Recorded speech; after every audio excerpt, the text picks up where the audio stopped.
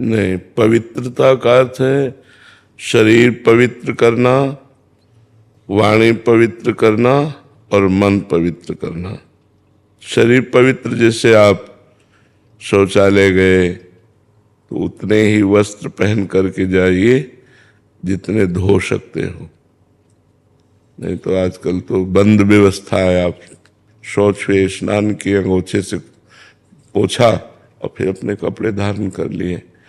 अगर आप शौच वाले कपड़े पहने हैं तो आप अपवित्र हैं। पवित्रता का जितना निर्वाह करोगे उतना बढ़िया चिंतन चलता है।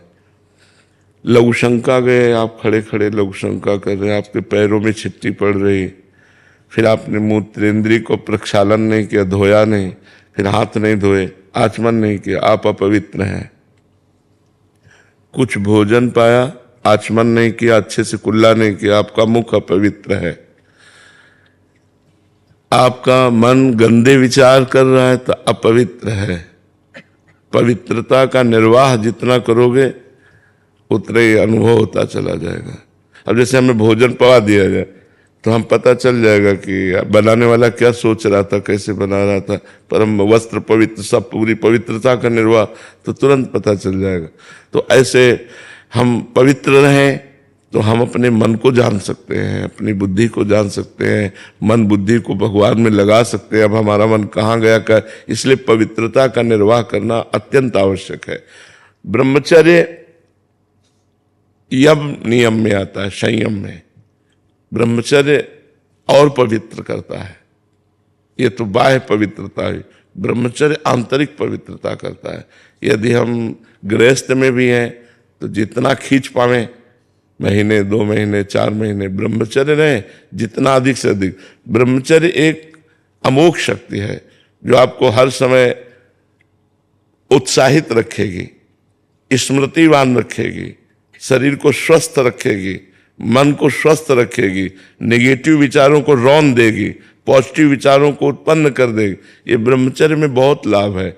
आज ब्रह्मचर्य का कोई महत्व नहीं रख रहा है। छोटे छोटे बच्चे गंदे आचरण कर रहे हैं। बड़ों की बात क्या है, बड़े तो इसी को सुख ही मान रहे हैं। शराब पीना, मांस खाना, बेविचार करना, यही लक्ष्य ही रह गया है।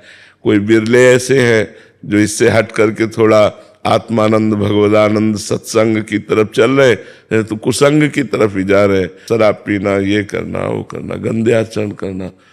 तो हमें लगता है कि अगर हम शरीर पवित्र रखें, मुख पवित्र रखें, वाणी से किसी को गलत न बोलें, मन से गलत विचार न करें, ब्रह्मचर्य रहें, पवित्र भोजन पावें, तो अभी देखो आपको इतने में ही आनंद आने लगेगा। राधा नाम जपिए और इतना कीजिए तो इतने में ही आनंद आने लगेगा। अब आप हमें 10 मिनट छोड़ दें, हम चुपचाप बैठ जाए, बाहरी स्मृति खत्म हो जाएगी, बैठे हैं नहीं। अब अपवित्र रहो, अपवित्र खान विचार, तो भगवान में थोड़ी, भगवान परम पवित्र है। जितना आप पवित्र रहोगे उतने आप भगवत चिंतन और अच्छे विचार आएंगे, आप तेजस्वी रहेंगे। पवित्र, देखो हमारी किडनी खराब है, डायलिसिस होता है। आपको क्या लग रहा है मैं डायलिसिस मैन जैसा हूँ? एकदम जोशीले, उत्साह, एकदम फिट। संयम नियम से चलो, अपनी दिनचर्या और भगवान में चित्त को जोड़ो, तो शरीर माना पीड़ा युक्त है, कष्ट युक्त है, पर मन में आनंद है। और मन में आनंद नहीं है, शरीर स्वस्थ है, तो आप क्लेशित है। इसलिए सबको चाहिए पवित्रता का निर्वाह करना, उचित पवित्रता का निर्वाह करना। उन्होंने झगड़ा करो कि मैं क्यों छू लिया, ये सब पवित्रता का मतलब दूसरे को हे देखना नहीं है, दूसरे को हे नहीं देखना है, अपने को पवित्र रखना है, अपने विचारों को पवित्र रखना है। तो पवित्रता का तात्पर्य शरीर, मन, वाणी, इससे है जी।